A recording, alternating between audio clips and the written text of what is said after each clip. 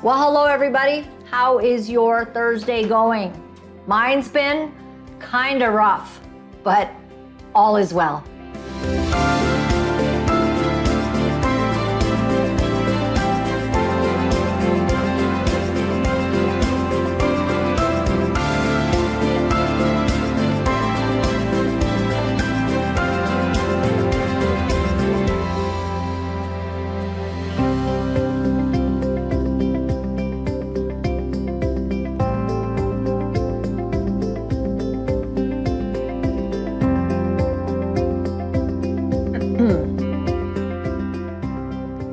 Well, hello everybody, and welcome to the beginning of the last days. My name's Laura-Lynn Tyler Thompson. Do you know what I was thinking? Like, usually I kind of open my dad's Bible before the show and find something special, but I thought, let's just open it. So, okay, it opened to Acts 6, and a whole bunch of stuff underlined.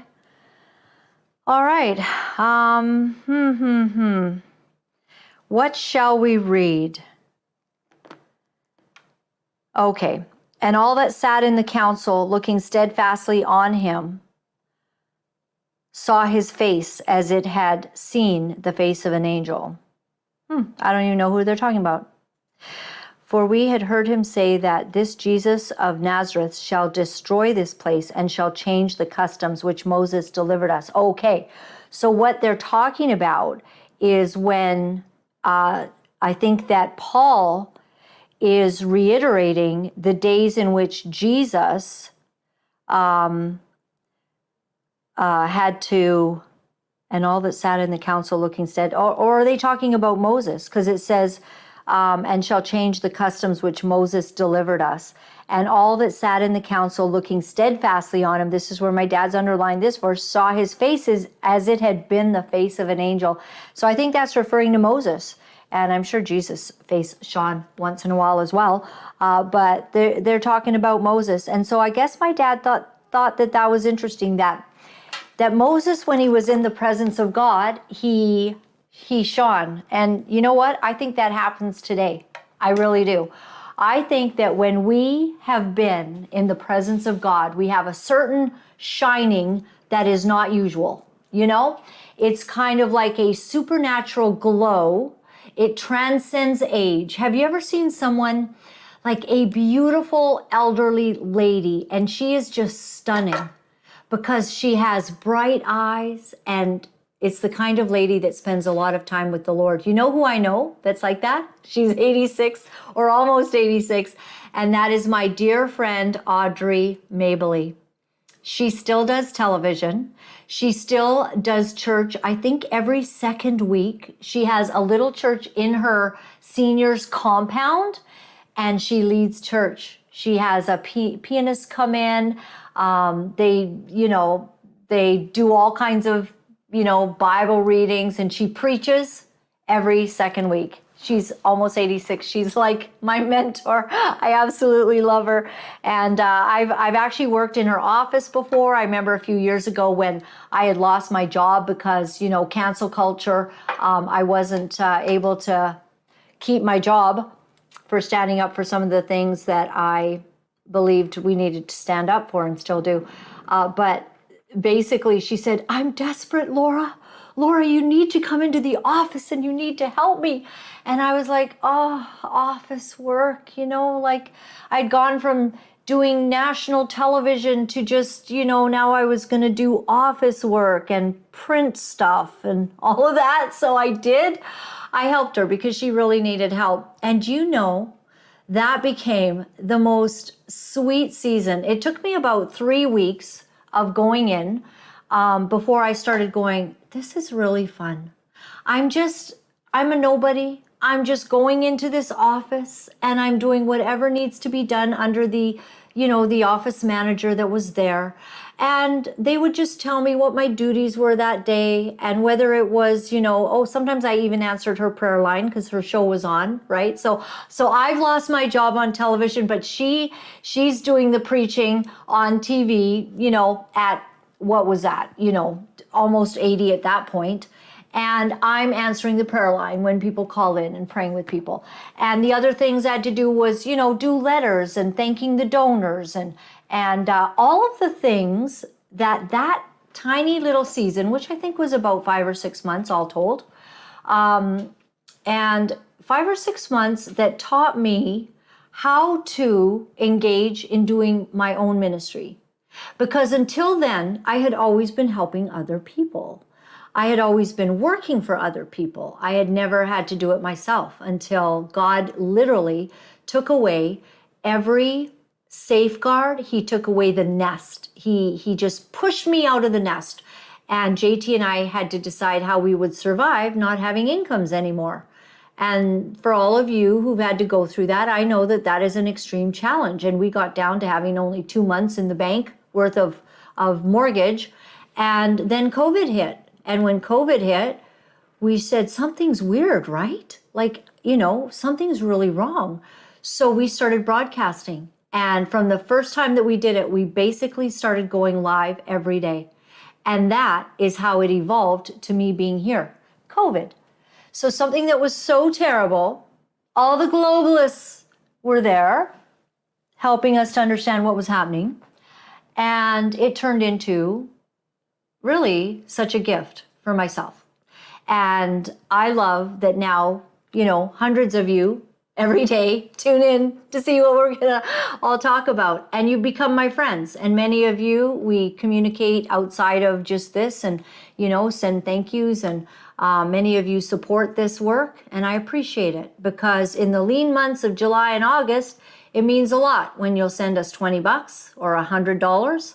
Some of you $1,000. I sure appreciate it because you're not all doing that, but some of you will kind of take up the sparse areas. So I appreciate you so much. So we entitled today's show that we're living in the Truman Show. And is anything more bizarre? We spent some time and watched the Truman Show again about, was it 3 weeks ago, JT? It was fun.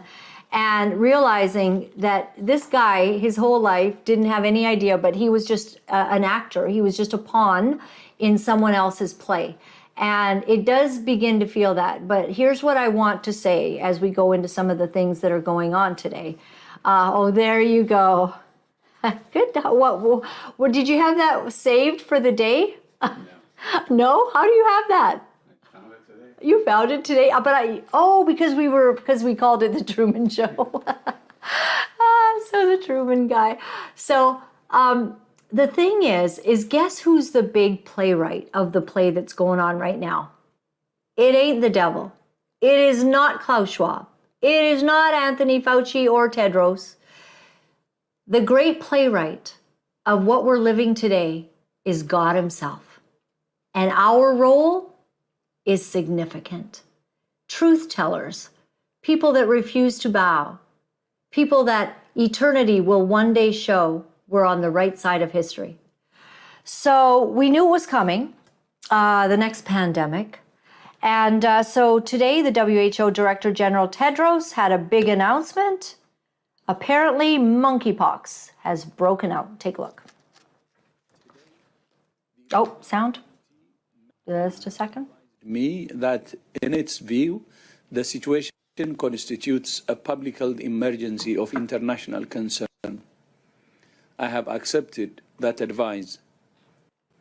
The detection and rapid spread of a new clade of Mpox in eastern DRC, its detection in neighboring countries that had not previously reported Mpox, and the potential for further spread within Africa and beyond is very worrying. In addition to other outbreaks of other clades of Mpox in other parts of Africa, it's clear that a coordinated international response is essential to stop these outbreaks and save lives.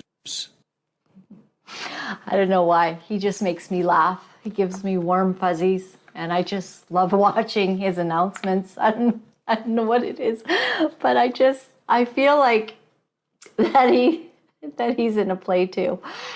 And in truth, he is. Someone's telling him what he's got to say. I'm not saying that there's not monkeypox, okay? But there's a whole thing going on, isn't there? You know it, and I know it. Let's just move on. Thailand is reporting its own cases of monkeypox, that it's running wild. Let's look. Oh, okay. That's funny, Jim. Sometimes he writes this stuff for me. Look, it's a pod. It is a pod. It's monkey pods. You got the wrong clip. It's monkey pods. That is pretty crazy, actually. What is going on? Is that like there's a lot of monkeys? You know, if you're in British Columbia and the monkeys start showing up in the trees and you're not in Costa Rica, you know, wow, that is crazy, JT. So that is in Thailand. Okay. Thailand, they're saying, could be like an incredible place to be like a Goshen, a land of Goshen, where the whole world goes crazy and you go to Thailand, get a little piece of land. We had a pastor that's been on, Pastor Steve Cioccolanti, and he talks about getting that Goshen place where you can maybe escape. You know, once upon a time, they wanted to kill Jesus, and he was just born. So for 2 years, his mom and dad went to Egypt, where it was a little bit safer for all of them. All right, so J.D. Vance pointing out the lies of Tim Walz. Have you been watching, you know, what's been going on in the media with Tim Walz and the Harris campaign bid for the presidency and the VP? Really fascinating. But J.D. Vance came out talking about what Tim Walz has done. And I was trying to really understand it because I'm like, you know, major, sergeant major, or whatever. Like, what does it all really matter if you know? But it really matters because your title is something that you earn in the Army and in the military because you were tested and found trustworthy. But when you get tested and you failed, and then you act as if you were successful and that you got that title, that is fraud. So this is what J.D. Vance has to say about that. Tim Walz said that he carried a weapon in war. He never went to war. Tim Walz said that he didn't know his unit was about to deploy to Iraq when even his own press release at the time said that he knew exactly that. Tim Walz claimed to be a command sergeant major, even had it printed on his challenge coins, and he knew he never achieved that rank.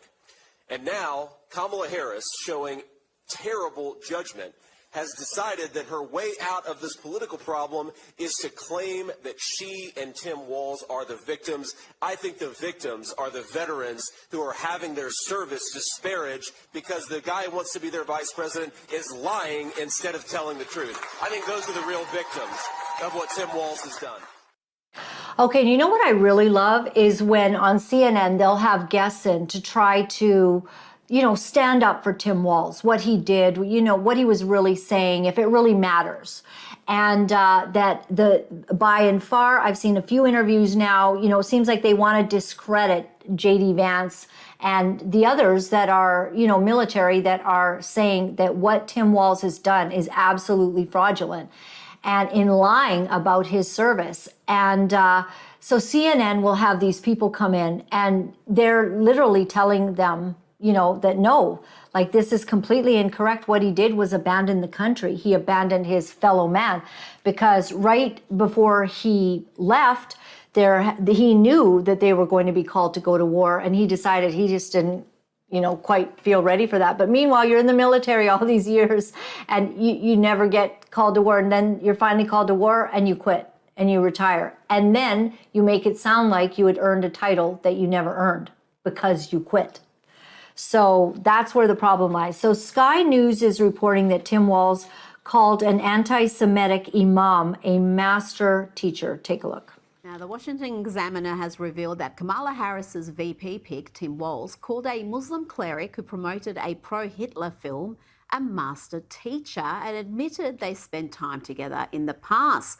In addition to spreading anti-Semitic neo-Nazi materials online, Imam Assad Zaman also shared a Hamas press release back in 2016 and has shared many anti-Israel posts since the October 7 attacks. In a statement to CNN, a Harris campaign spokesperson insisted that Walz and Zaman do not have a personal relationship, but here is Walz in 2018 clearly saying they do and calling the Imam a master teacher. I would like to, first of all, say thank you to Imam I am a teacher, so when I see a master teacher, I know it. And over the time we've spent together, one of the things I've had the privilege of is seeing the things in life through the eye of a master teacher to try and get the understanding, listening today to the stories and what it means. Yes, lies again. So at least if you're going to have associations, why do you have to lie about it? And that's just what he does. This man is absolutely a liar, and he's a bizarre man. What kind of, freaky dude wants to put tampons in a young boy's school bathroom? I mean, it's just pure insanity. Our grandparents would just roll over in their graves if they even knew any of this. Hopefully they're in the cloud of witnesses that is watching what's going on earth, and they're just shaking their heads from heaven and saying, kids, stand strong. The world's gone a bit, crazy. And then they act like it's just totally normal. And, Kamala Harris just talking about making sure that everyone gets, medical care if they're in prison. You might be in prison and you've killed someone, but if you feel like you are a woman in a man's body, we want to make sure that we get you that breast augmentation and make sure you get the implants that you deserve. And then we'll take your penis off and we'll put you into the women's prison, where apparently then they're raping people. Don't know how, but these things are happening. They're being reported. And Kamala Harris and all the crazies, who are they appealing to? What tiny group of even transgender people who would think this was appropriate to make sure that an inmate who's in there for all kinds of terrible crimes should actually have to, be serviced by getting an operation paid for by taxpayers. And by the way, I really like the idea we came up with the other day that instead of paying taxes, we're going to ask our governments to just print more money, the same way they do when they want to give more money to the Ukraine or to the global, abortion industry. You print money to help them. I want you to print money to cover our taxes. All right? Send that to your MP. All right. So I wonder if we should, let's go briefly to Trump. He's speaking. And that's, maybe I don't want y'all to lose you and you'll just leave and go watch Trump. But he is speaking live right now. And let's see what he has to say. Take a look. Dollars to politicians because they like their policy. They're giving it because they made deals. They're going to take over lots of different things in our country. They're going to build windmills as an example. They're going to build big solar fields that take up half the desert. Massive solar fields, and I'm a big fan of solar, but it can't fire our plants. It's not going to fire our plants. Fire up those plants. We got to get them going, and the only thing that can do that is fossil fuel right now. And the only thing that can make electricity, which we all want, is right now fossil fuel and nuclear. And nuclear has its place, a very big place in our country, very big place. China is going with nuclear. France has been going with nuclear for many years. We want to end the Biden-Harris electrical vehicle mandate. We have to get rid of the electric vehicle mandate. And look, Elon endorsed me strongly, most powerful endorsement. He said it 3 or 4 times the other night during our little chat. But a chat that was very well listened to and attended. We know that, right? It broke every single record, I think, in history. And he's a great guy. But I told him, I said, I have one problem. I'm all for the electric car, but it's a very small percentage. I think the electric car is incredible. I think what you've done is incredible. You just can't drive to Kelowna. But people are going to want some. How are we going to drive to Fort St. John? Gasoline-propelled cars. How am I going to drive to Ottawa? They're going to want other types of cars. And Elon, they're going to have to do that, and he understands that fully. And I think he was amazed. We need 2 cars. By this electric Town vehicle car, mandate. electric They vehicle? want it for trucks too. My gas car. If you do it for trucks, you're not The going to long have any. drive. You talk about a supply chain problem. A truck going from New York to Los Angeles, if it's electric, will have to stop 6 times for long periods of time. If you have diesel fuel, it goes all the way, and you can even come a piece of the way back before you have to reload. And with diesel, the truck gets lighter because you're using up the fuel. with the electric. It stays at a heavy weight. An electric truck is 2.5 times heavier than Wow, I didn't know what that. we would call our traditional trucks. And a man from a company said to me, you know, sir, I've been buying trucks. For 50 years, I've been buying them, and every single year they got better and bigger and stronger and more powerful and more efficient, more fuel efficient. And now we build apartments in the truck, sir, and you would be proud to stay in those apartments. And then I say, I don't know if I would. But I know exactly what he meant. Those big, he said, it's incredible, the trucks. I said, who builds the best truck? He didn't tell me. He said, they all do. You have 4 companies, 5 companies. They all do, sir. They build great ones. He said, but for 50 years, they got better. Every year, I started off with 1 truck. I said, how many trucks do you have now? 27,000. I said, 27,000, and all big ones. He's the biggest. This is the biggest. He said, for 50 years I've been buying, and every single year they got better, more efficient, stronger. He said, if they make us buy electric trucks, we will go back 70 years because the truck is worse than the one we had 50 years ago. And he said, I won't partake in it. They want the truckers, the trucking industry to do that. One other thing, the truck is heavier and the battery is much larger than the tanks. And the battery would take up about half of the payload. How about making those batteries? But just as importantly, the battery and all that goes into electric is much heavier.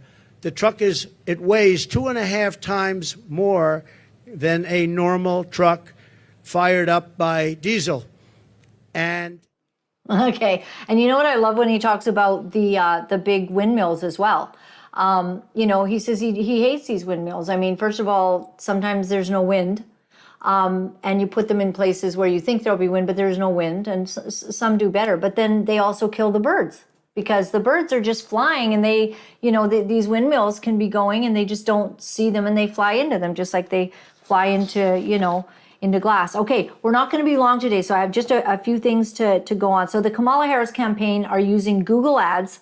So think about our, you know, our motto today regarding, you know, our theme about living in a, you know, in a world with, what's his name? The Truman Show. And the Kamala Harris campaign, they're using Google Ads to display rewritten headlines as if they are news. AI. Are writing positive news coverage. Axios giving a sample of what these tweaked headlines look like. Yeah, they're all in favor of the campaign. Some of the publishers that have seen the altered headlines are Reuters, CBS News, the Associated Press, PBS, among others. The edited headlines come with a banner saying, quote, paid for by Harris for president. We'll bring in Tom Borelli on this. Newsmax contributor Diana London is a spokeswoman for the Place America First PAC. Thank you both for coming on. And Diana, can I start with you? What do you make of these altered headlines and Axios blowing this wide open? Well, I think that we knew exactly what they were going to do. They're never going to play fair. But this is what I have to say this morning. Smoke and mirrors. We know exactly who Kamala Harris is. We don't need her to do another interview in this election. We can go back to years of what she's told us that she stands for and what her policies will stand for. And we know that the left-wing media is going to do nothing but prop her up from today until Election Day. And the CBS headlines were clear. One day it was Trump, how awful his no tax on tip would be. The next day is how wonderful her no tax on tip would be. So it's important that we at Place America First are going to do everything we can from here to Election Day to remind the swing voters of the positive policies that Donald Trump stands for and how his policies affected the economic engine in this country, and how her policies the last 4 years have nearly destroyed our country. I mean, this is a new day and age, isn't it? I mean, the only thing you can truly rely on, and I'm going to say, JT, I'm going to get something that I know is absolutely real, but I'll get it. I just thought of it. I'll get it in our next, while we're looking at our next video. But everything's smoke and mirrors, and you don't know what's real anymore. You know, they actually do little videos now, which you can kind of tell because they're sarcastic. So what's happening right now is they're using AI to kind of make fun, like, oh, this is what Donald Trump would say. This is what Kamala Harris would say. And they're doing a video with her exact voice and movement, but you know it's a joke because it's got, you know, sarcasm behind it. But what happens when they start putting out videos that are intended to look real, and there's really the populace, these people will be able to unleash a video that could be very damaging. And then you know how when you discover that it's not real, that's always at the back of the paper or the end of the broadcast. Oh, by the way, what we showed you yesterday when, you know, Trump came on and said that he had declared war against North Korea. It wasn't real. Have a good night, everyone. We'll see you tomorrow. You know, it's going to be like that, right? But they can literally make people say things. And once that gets spread, goes viral, you never get those seeds back. So we've got some really interesting days ahead. And how this is maybe litigated and how somebody brings correction to this, it's anyone's game. All right, so this woman, she kind of won my heart. So this is an African-American woman in the United States under the Kamala and Biden, you know, presidential oversight, how they have brought in all of these people into the country and at the expense of those that actually work hard, try hard. And the Democrat Party is always saying that they're for the people, but they're not. Listen to this woman's story on what the direct impact is of the immigrants, the migrants, the illegal migrants that have come into the country that suddenly are given money at the bank. Take a look. I need this message to go out to our vice president who's running for president. I have heard all over social media about, excuse me if I say anything wrong, immigrants getting loans, money. It was hard for me to believe. It was just extremely hard for me to believe. I've been in business such a long time. Back in 2019, I purchased my first food truck. It cost me over $25,000. I paid it cash money. I worked hard to pay for this truck. I'm now selling it because I'm doing other things, but I'm selling it. I had a guy come to look at purchasing my vehicle or my food truck, and he explained to me he's an illegal immigrant. He has no credit. He has no money in the bank. But he showed me his paperwork that he will receive funds to purchase my food truck. I'm thankful that he's buying it, but I'm hurt that I worked so hard to pay cash for my food truck. I have good credit, can't even get a business loan because of the color of my skin. I have veterans in my family. I'm a veteran.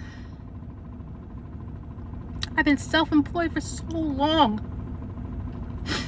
But somebody, please tell me, how do I work so hard to have somebody who comes to this country, not long, no credit, and he shows me paperwork where they'll be funding him money to buy my food truck. And when I talked to the bank, they told me usually they have to go straight to a dealership because, you know, I'm a private sale. But for special circumstances, they're going to, you know, they allow it. But I need my president to tell me why I worked so hard all these years, all these decades. Couldn't get a business loan, but I bust my ass to get the money to create my business. And we got immigrants coming here. And they're getting money. Money! We're doing nothing but just being here. It's not right, and I want answers.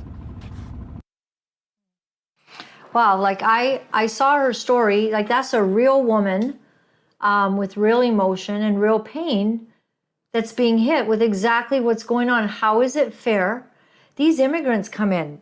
I mean, we've been told they get cell phones. They get to stay in hotels, big fancy hotels, while everybody else, can't even get a room there because, and I remember seeing some actually a few years ago at a hotel I was staying at in Hamilton, Ontario. And then now, if they want to start a business or whatever, they're just buying their votes like crazy because, of course, they're printing money to give them these incentives. Now, the only thing I would take issue with this beautiful young lady is that she's bought the propaganda of this racist narrative. So we got to stop saying it's racism when you're bringing in people of other colors and giving them money. It's not racism. And she said, I can't get a loan because of the color of my skin. No, none of that makes sense.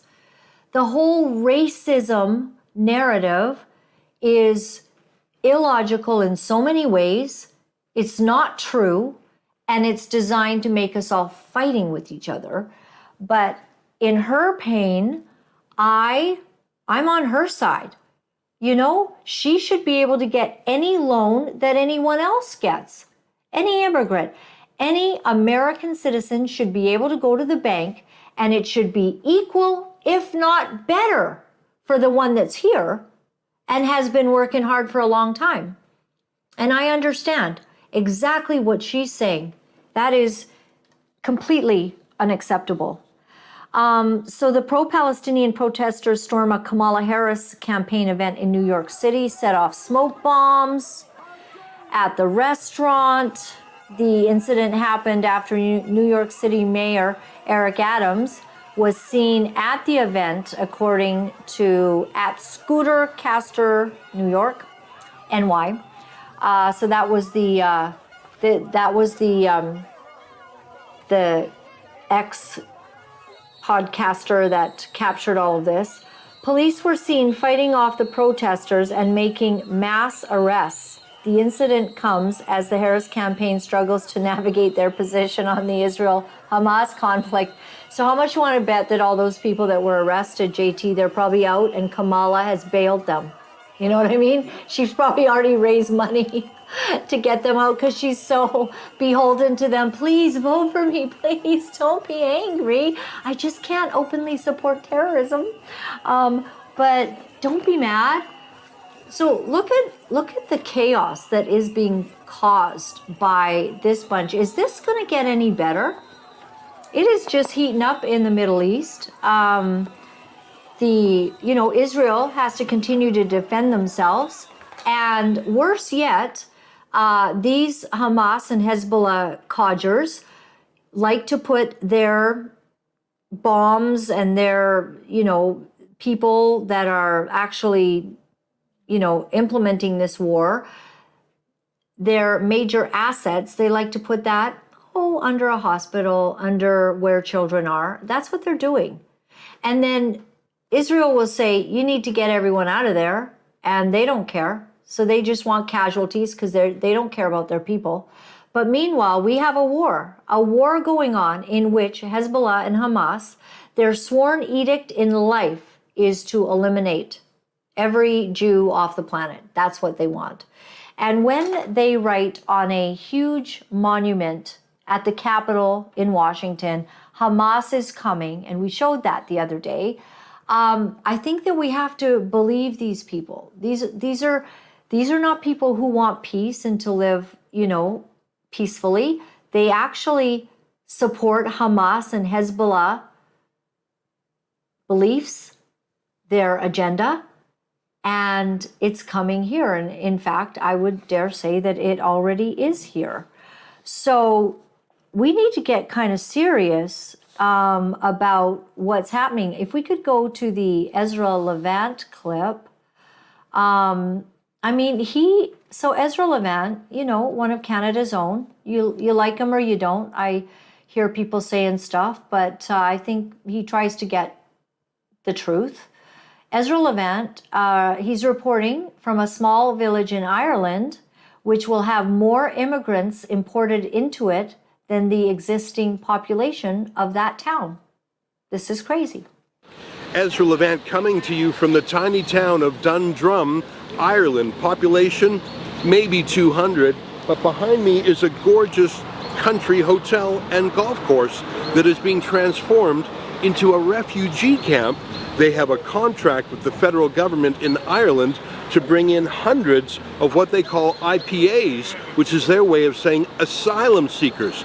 The contract, from what we understand, is for 280 people, more than the population of Dundrum itself. And the facility can hold up to 500. And every migrant that comes here as a refugee applicant can sponsor 5 others. Theoretically, what was once the hub of the community and a beautiful place to have a Sunday brunch and a hotel getaway could house 3,000 refugees in a town of just 200. You can see the local community out with the protest signs, but no one's listening to them. This is a declaration from the top down. There's no town hall meetings, there's no planning hearings, no impact assessments. It is a fait accompli. The local member of parliament, or TD as they call him here, is an independent, and he's speaking out against this. But the Prime Minister of Ireland is dead set on this happening. I'm afraid that was once, and for over a century, a gorgeous country house will be turned into a refugee camp in the middle of Ireland. So I just think this is also alarming. And I want to show you a video right now that is, you know, it catalogs and depicts exactly what we're facing worldwide with population shifts, the number of people that are having babies. You know, in the Word of God in Genesis, one of the first instructions that God had to us is be fruitful and multiply. Multiply. We should be having lots of babies. But you know what the enemy's lie is? That we've got too many people. We need to depopulate.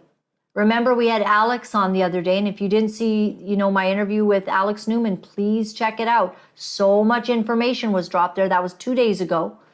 Alex Newman, this is a complete lie about the overpopulation. It's nonsense. Absolute nonsense. If you weren't running around killing all the chickens and the, you know, and the beef and trying to create famines, lying to us about things unnecessarily hurting our food supply, putting all of this yesterday's show, aspartame, please don't have aspartame ever again in your whole life. Don't do trans fats, don't do MSG. All of this stuff, proven. They have the studies that are showing these causations of cancer. Don't do it. Protect your body. This is the temple of the Holy Spirit. You are given a body, one body for one life. We don't come back. For all of those who believe in reincarnation, it is appointed unto man once to be born and once to die.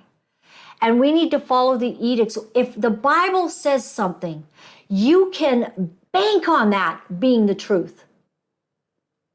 God gave us everything naturally, the fruits, the meats. He told us in the New Testament to eat all the meat that we wanted. Praise God for bacon. Oh, I just thank God for that. I mean, bacon and beef, I love these foods. And what does the devil say? The devil tells us all of these lies about how, you know, he has schemes of man that's actually harming us. And so be fruitful and multiply. I want to show you this video, and it's absolutely staggering. And it shows what we're up against and where we're going. And I want you to think about wherever you're watching from, because some of you are watching from Germany and different places across the world. You tune in from Denmark. We get people watching us from just many countries in the world. But most of you are from Canada. Some of you are from the United States. God bless you. I love when you send me checks. It's double the money here. Thank you. Think about the fact that our countries are on a trajectory to somewhere. And if we don't stop things, then what will happen? Once you sow a seed, once you begin down a path, and then you don't make alterations, think about who in Canada can stop what's about to happen to our families, our children, our grandchildren. Who will stop it? Because we know that Pierre Poilievre is going to get in. I'm pretty sure. What's he doing about the problem that's in this video? Take a look. According to research, in order for a culture to maintain itself for more than 25 years, there must be a fertility rate of 2.11 children per family. With anything less, the culture will decline. Historically, no culture has ever reversed a 1.9 fertility rate. A rate of 1.3, impossible to reverse, because it would take 80 to 100 years to correct itself, and there is no economic model that can sustain a culture during that time. In other words, if two sets of parents each have one child, there are half as many children as parents. If those children have one child, then there are 1/4 as many grandchildren as grandparents. If only 1 million babies are born in 2006, it's hard to have 2 million adults enter the workforce in 2026. As the population shrinks, so does the culture. As of 2007, the fertility rate in France was 1.8, England 1.6, Greece 1.3, Germany 1.3, Italy 1.2, Spain 1.1. Across the entire European Union of 31 countries, the fertility is a mere 1.38. Historical research tells us these numbers are impossible to reverse. In a matter of years, Europe as we know it will cease to exist. Yet the population of Europe is not declining. Why? Immigration. Islamic immigration. Of all population growth in Europe since 1990, 90% has been Islamic immigration. France, 1.8 children per family. Muslims, 8.1. In southern France, traditionally one of the most populated church regions in the world, there are now more mosques than churches. 30% of children ages 20 and younger are Islamic. In the larger cities such as Nice, Marseille, and Paris, that number has grown to 45%. By 2027, 1 in 5 Frenchmen will be Muslim. In just 39 years, France will be an Islamic republic. In the last 30 years, the Muslim population of Great Britain rose from 82,000 to 2.5 million, a 30-fold increase. There are over 1,000 mosques, many of them former churches. In the Netherlands, 50% of all newborns are Muslim, and in only 15 years, half of the population of the Netherlands will be Muslim. In Russia, there are over 23 million Muslims. That's 1 out of 5 Russians. 40% of the entire Russian army will be Islamic in just a few short years. Currently in Belgium, 25% of the population and 50% of all newborns are Muslim. The government of Belgium has stated 1/3 of all European children will be born to Muslim families by 2025, just 17 years away. The German government, the first to talk about this publicly, recently released a statement saying, "The fall in the German population can no longer be stopped. Its downward spiral is no longer reversible. It will be a Muslim state by the year 2050. Muammar al-Gaddafi of Libya said, "There are signs that Allah will grant victory to Islam in Europe, without swords, without guns, without conquest. We don't need terrorists. We don't need homicide bombers. The 50+ million Muslims in Europe will turn it into a Muslim continent within a few decades." There are currently 52 million Muslims in Europe. The German government said that number is expected to double in the next 20 years to 104 million. Closer to home, the numbers tell a similar story. Right now, Canada's fertility rate is 1.6, nearly a full point below what is required to sustain a culture. And Islam is now the fastest growing religion. Between 2001 and 2006, Canada's population increased by 1.6 million, 1.2 of those immigration. In the United States, the current fertility rate of American citizens is 1.6. With the influx of the Latino nations, the rate increases to 2.11, the bare minimum required to sustain a culture. In 1970, there were 100,000 Muslims in America. Today, there are over 9 million. 3 years ago, a meeting of 24 Islamic organizations was held in Chicago. The transcripts of that meeting showed in detail their plans to evangelize America through journalism, politics, education, and more. They said, "We must prepare ourselves for the reality that in 30 years, there will be 50 million Muslims living in America." The world that we live in is not the world in which our children and grandchildren will live. The Catholic Church recently reported that Islam has just surpassed their membership numbers. Some studies show that at Islam's current rate of growth, in 5 to 7 years, it will be the dominant religion of the world. Well, I find that very disturbing and unsettling. When they got to Canada, so one thing you should know is that I think that this video was done in 2017 or 18. So since then, our birth rates have plummeted. That's what's happening right now is globally birth rates are down right now. Not to mention that in the last 3 years, I believe that Trudeau has brought into Canada 3 to 4 million immigrants. And so why is it that we are not asking that our nation, which is a Christian nation, founded on Christian principles, why would we not be bringing people from all over the world? If we want immigration, why would they not be people that are of Christian faith?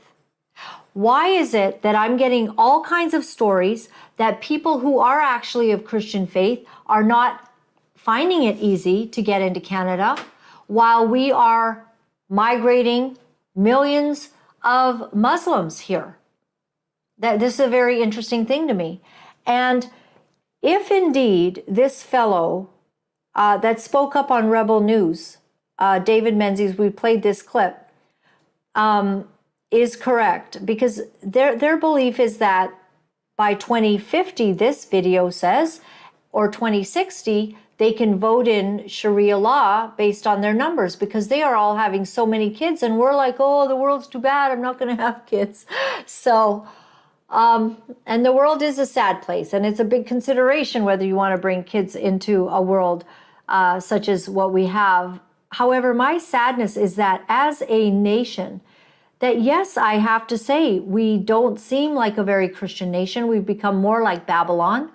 Everywhere you go, there is the Asherah poles raised up with their flags on it. We must have displeased God's heart incredibly. So what will turn God's heart towards Canada? Are we in judgment? Are we in judgment? Because one of the things the Word of God says is that when God was not pleased with a nation, people came in and took over that nation. So are we being seized? The biggest wake-up call, and this is where I say this whole thing about racism, and some people are going to say, Laura-Lynn, I can't believe like you're talking like this. This is so racist. I'm not racist. Bring in all of the African people, bring in all of the, brown people from places that honor God. Our God, Jesus. Bring in people that share our values and don't believe in Sharia law and don't subjugate women to ridiculous rules like having their heads covered all the time. Bring in people from nations that believe in the power of Jesus Christ. I think they're deliberately not bringing in those people. So this is not about racism. This is about a belief system. And it used to be very common that Prime Minister Harper would say, God bless. Now, I don't know if he has any faith at all after some of the things I've heard about him. What he's done, what he did, he just did so many really weird things. We've done shows on it. And I'm sad about it. But he left our country in a good economic standing. But he shouldn't have lost. And he should have made sure that he had appointed, was it Senate seats he left open? He should have made sure that he did due diligence to protect Canada, but he didn't. But he'd say, God bless. Why? Which God did he mean?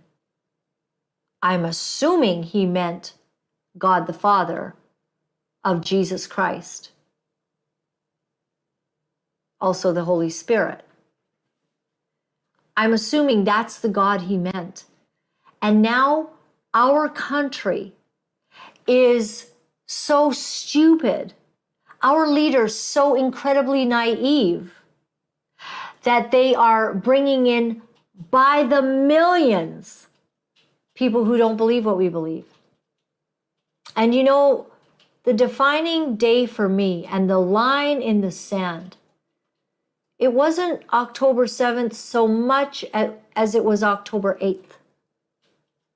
Because on October 8th, we who had stood with the Islamic people of Canada to stand against the gender ideology that we all agree is not something we want taught to our children.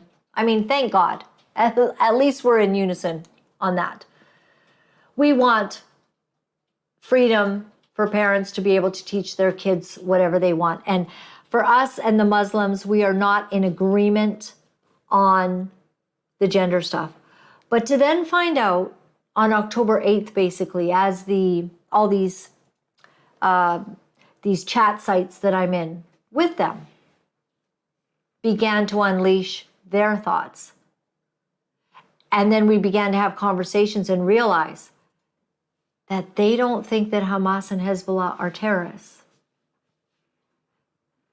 If you don't, then if they come to our country, you don't mind that, do you? Where me and you, if you believe in the power of Jesus Christ and you have discernment on what Hamas has done, who they are, terrorists, then you don't want them here, right?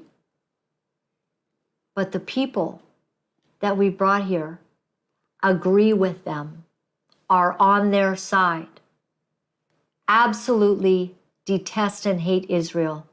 Israel, a tiny little country where David was king over Israel and reigned in Jerusalem 2,600 years ago.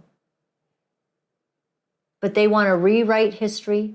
They want to say all kinds of untruths about the different things that have happened. Not one thing that a Palestinian tells you about how this history since even 1948, if you go and get good information on what truly happened, which is, let me tell you, getting harder to find, nothing that they propagate is true. And so now, what is the end outcome for our children and grandchildren in Canada? So Pierre Poilievre. Now, some of you in the feed, I saw, you don't even think that he'll get in. You take issue with that because you think that Trudeau might, pull a fast one. Well, he might. He might. But Trudeau and the CPC are not all that different. Everyone's in favor of Bill C-4, making sure you criminalize anyone that tells a child that they shouldn't transition. They voted that in 100% to law. The CPC did that. They're totally LGBTQ, transgender. That's what they did. They are totally into the climate thing, and Pierre believes we have to meet these climate nonsense. It's all about money. And immigration is really not much different. If you can find the exact policies, let me know, because it's hard to find what they actually believe. They just keep saying stuff. They want the immigrants to vote for them, so they're not going to balk it. So what is going to happen while fools rule our land who do not honor God? Pierre Poilievre does not honor God. And our country is being sold into another nation's beliefs. I don't know what happens after that. So we'll leave that topic and I'm going to let you go, but we do want to just show you that Kamala Harris and Tim Walz did sort of do a press conference, sort of, but they just ended up interviewing a sit down. Right, okay. It'd be better if I just read what JT wrote. Okay. All right, it's right here. So the Harris-Walz campaign have finally agreed to a sit-down interview. Unfortunately, it is with each other. Okay. I was hoping maybe we wouldn't have to. I called you, Tim. Yes. You didn't answer, Tim. I know. What happened? The most important call of my life. It popped up, and we didn't recognize the caller ID, and it went to voicemail. Hi, this is Jim. I'm not able to answer. There you go. Responsible. Thank you. Hey, Tim, it's Kamala. I really want to talk to you. It is an amazing privilege. I'm excited. I just want to be part of the excitement that you're generating. Well, we're doing it together, buddy. It's fun. We're doing it together. Oh, I love those two kids. They're so precious. I just wish she'd go back to laughing more, because they say that her campaign's all about the joy and staying out of any media's limelight, because they might ask some tough questions or maybe they won't. She's for fracking. She's not for fracking. She's for defunding the police. Oh, she's not for defunding the police. She's for, universal health care. Oh, she's not for that anymore. I mean, just like, what does she really believe? But if she would just laugh again, I pray for that day when she just laughs again. The only thing we really know is true, I can say, is this one video. JT, I have it on a share. And, this you can believe in, that Trump and Elon Musk are now fully getting along and dancing together. They've been putting together some dance moves, and this is great to see. I mean, I think this is where we do get the joy. And how many hours would it have taken, do you think, for Elon and Trump to just practice that? A lot of hours. And so hats off to them. I want to say that I appreciate them doing that. All right, so my website is Laura-Lynn.tv. Everybody, thank you very much for tuning in. I just see we have a great crowd. You didn't all leave me to go watch Trump. I want to say thank you for that, because I was a little worried. We showed Trump live, they're all going to leave. Oh, look, they're leaving now. No, I'm just kidding. All right, so thank you so much for being with us. My website is Laura-Lynn.tv. If you go to that donate button, and if you could become a monthly partner, it would mean the world to us. $20 or more, maybe 50, 100. Why not 300 or 500 a month? That would really help, let me tell you. Also, you get a tax receipt for that. And we'll send you my book, which is Relentless Redemption. We want you to know my story. And if it can help you, I hope it does, because it's helped a lot of people around the world. It's actually a Canadian bestseller. And I hope you'll enjoy that. I hope to write another book. I'm thinking about it, pondering it, and beginning to kind of make some, some thoughts and put together some notes on that. But the thing is that that takes a lot of time, and I don't seem to have that these days. So if you can help us, we also have snail mail, which is box 1065, Vedder Crossing, and Chilliwack, BC, V2R 3 and 7. We would love if you would drop us a line there. Also for e-transfer, LLTT live at pm.me. Don't forget to get a little bit of gold and silver for yourself so that you can buy a loaf of bread one day. And make sure that our money that they keep printing, and please, everyone, tell your MP, would you mind just printing money to cover our taxes? That would be easier on us. Then we could have more money to buy gold and silver, which actually has value. It has weight, and you can have it in your grubby little hands. I do have that video, and I hope that we can do a video day. Would that be fun? I found a video that explains so well the state that we're in and how we got here, and the people responsible and the people that are perpetuating the lie of fiat currency. Fiat, it's not backed by anything. And this is a problem. And economists are saying that we are going to see a huge reset. Now, this could be good in some ways, but it could be bad if you have stored up your wealth in something that does not have value, which is the fiat currency. So get some gold and silver.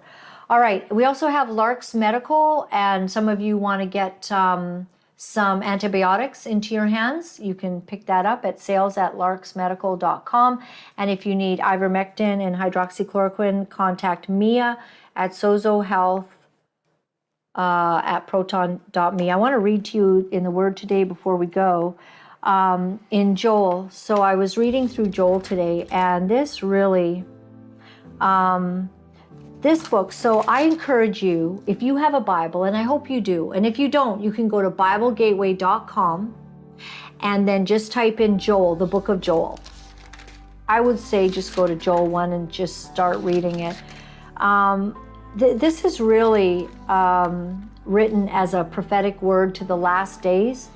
And it talks about the judgment that God is going to bring on the earth and on the nations. It mentions nations, and it talks about the different things that God is going to bring. And some of it is horrendous.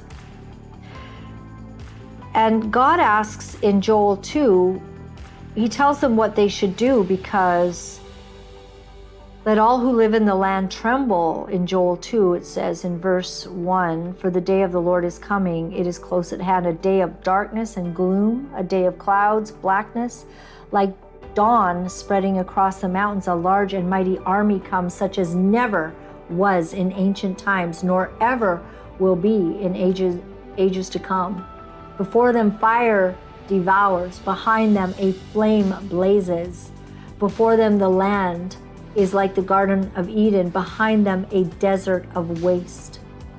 Nothing escapes them. It has some terrible things that it's saying. It's talking about the crackling fire and the consuming stubble, which is basically the day of vengeance of God. It is dreadful, it says. The day of the Lord is great, it is dreadful, who can endure it? But listen to this. In Joel 2 verse 12, it says, rend your heart. Even now declares the Lord, return to me with all your heart, with fasting and weeping and mourning. Rend your heart and not your garments. Return to the Lord your God, for he is gracious and he's compassionate. He is slow to anger and abounding in love, and he relents from sending calamity. That means he is sorrowful. He changes his mind sometimes. You know that God changed his mind in the Bible, based on if people were deciding whether they would honor God or disobey him. God changed his mind of sending calamity. I see calamity coming in Canada. And God says, rend your heart. Who knows that he may turn and relent and leave behind a blessing, grain offerings and drink offerings from the Lord your God. And I want to just go over now to Joel 3. So I hope that you'll get time to read all of this. It talks about the bridegroom. That is end days, when the bridegroom returns, when Jesus returns as the King of Kings and the Lord of Lords, the lion, no longer the lamb to be sacrificed, but actually the lion who shall rule. So in Joel 3, it says, the nations judged in those days and at that time when I restore the fortunes of Judah and Jerusalem. I will gather all nations and bring them down to the valley of Jehoshaphat. There I will put them on trial for what they did to my inheritance, my people Israel, because they scattered my people among the nations and divided up my land. They cast lots for my people and traded boys for prostitutes. They sold girls for wine to drink. It goes on to say, proclaim this among the nations, prepare for war, rouse the warriors, let all the fighting men draw near and attack. Beat your plowshares and swords and your pruning hooks into spears. At the very end of this, it goes on to say, shall I leave their innocent blood unavenged? No, I will not. The Lord dwells in Zion. The close of this story is that at the end of it all, God will judge, and he will bring victory, and he will restore the fortunes that have been taken from us. So I declare to you today, what has been stolen by the enemy, God is going to pay you back. The Bible talks about being paid back sevenfold. We agree with that. We believe in that. Thank you so much for watching. Have a great day. You know, it's not easy to deliver the truth of what our sick world is doing. But for some of us, we feel that we have no choice.